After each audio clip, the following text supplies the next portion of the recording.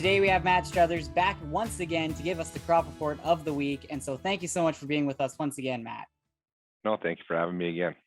All right, Matt. So we didn't get the crop report from last week due to you being away. So let's hear a little bit about what happened the week before and then what has happened in the crop report for this week. So last week we saw that the seeding had come to an end.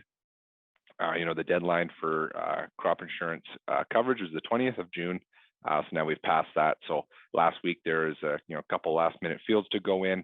And then of course we're seeing this week a couple fields still going in just as green feed. So there's no real need for a large amount of coverage on those because they're going to be ending up as cattle feed anyways. Coming into this week, things were dry, or I should say last week, I suppose.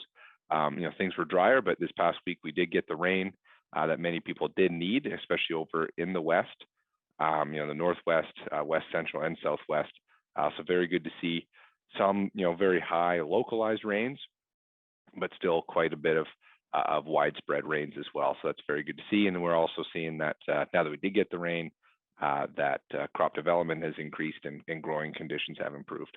And so now that we're kind of in that little in between harvest and we're now done seeding, there's been a large fluctuation in grain prices over the last few weeks. There's been crop per ton. They've been fluctuating between $100 down at some points. Is that a worrisome for crop farmers, or is this fluctuation pretty typical right about now? I'm not an economist, but I would assume it's quite normal. Prices go up and down all the time. It's all about what's going on in the market and kind of the global supply chain. So no, I'm sure many producers aren't worried about prices. We know what we saw last year. There was a food shortage just with the drought, and then also this year we know that there's multiple factors when it comes to the global food chain. So if I had a crystal ball, I'd tell you what the prices are going to be in a couple months, but I certainly don't.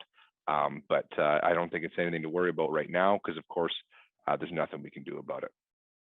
In previous reports, you were talking about how there were some tick beetles and some other pests that were being a bit of a problem. That was a little bit due to drought conditions. Has that kind of improved as moisture has come down in some of those more drier areas?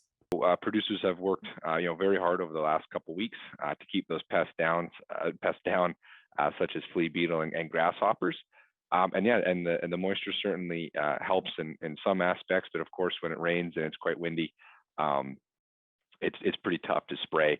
But now that we are getting that moisture, hopefully, crops like canola that are more susceptible to flea beetle damage, hopefully they're able to use that moisture, grow quite quickly and outgrow those pests.